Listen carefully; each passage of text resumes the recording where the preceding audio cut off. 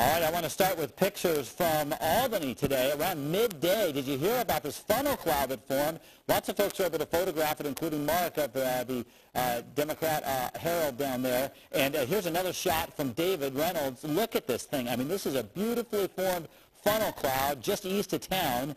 It was in the air showing signs of rotation for about 15 minutes, and then it vanished. Never did touch down. Otherwise, I'd be calling it a tornado. There's another view of it from our KOIN viewer, Mark Chevalier, and you can see right there, there's the funnel cloud kind of at an angle there almost now. So usually these form in days like today where it's chilly, the air's kind of somewhat unstable, and we've got some ominous clouds around. And boy, that's what happened today, and the thing didn't touch down. So that's the good news. Now that kind of weather, what can create it, is leaving town as we speak. We're going to clear our skies tonight. It's going to be a chilly night. Watch for fog if you're out later this evening. Some patches by mid-evening, more widespread by late evening. And then tomorrow morning, areas of widespread fog and morning clouds probably around 2. And then we're breaking up the fog and clouds by lunchtime, and it's a gorgeous fall afternoon on the way. I'm really excited about that. And you better act fast, because our dry weather only holds for one day, if you can believe that. So tonight, the last few showers are moving south. We've got a few sprinkles in the metro area, but not much left. The best line is from Dayton, Woodburn, and on over to Molalla. All of that's moving to the south right now. Rain totals were down today, and temperatures, well, they were sort of up. I mean, we knew it'd be low 60s. We ended up at 62 in Portland, only 50s in Redmond, so just depended on your location. Right now, we're getting some extra clearing as I look back over the West Hills from our KOIN Tower camera, and we're at a whopping 59 degrees, so we're stuck in the 50s for the evening.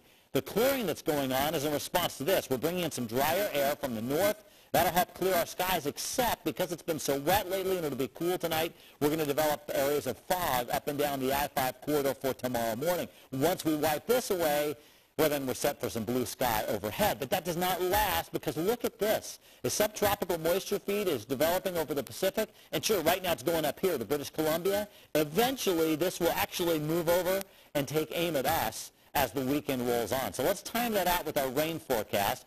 This is tomorrow evening at 7 o'clock. So we've had the morning fog, right? And then the afternoon sun. It's a beautiful evening and probably a gorgeous sunset tomorrow night.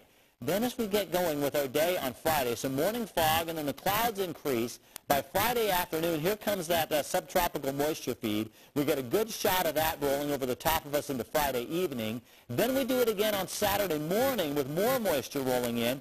And then at times this thing will drop a little to the south or go a little to the north, but we're going to remain in the target zone a good chunk of the day on Sunday as well. So we have to keep an eye on things, because this could drop quite a bit of rain on us. But tomorrow, it's our break day. We'll call it 60s most places up and down the I-5 corridor. We'll find 50s and 60s east of the mountains. Gorgeous day.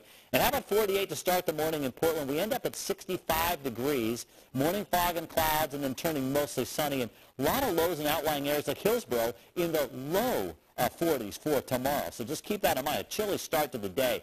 On Friday, we start dry, but we turn wet. And then Saturday, you know, this is a subtropical moisture feed, so it's going to warm a little bit into the mid-60s, but it's going to be both wet and breezy. And right now, if you had to say which is the wettest day, I would put that on Sunday being our wettest day of the weekend. But Saturday and Friday are both wet, too.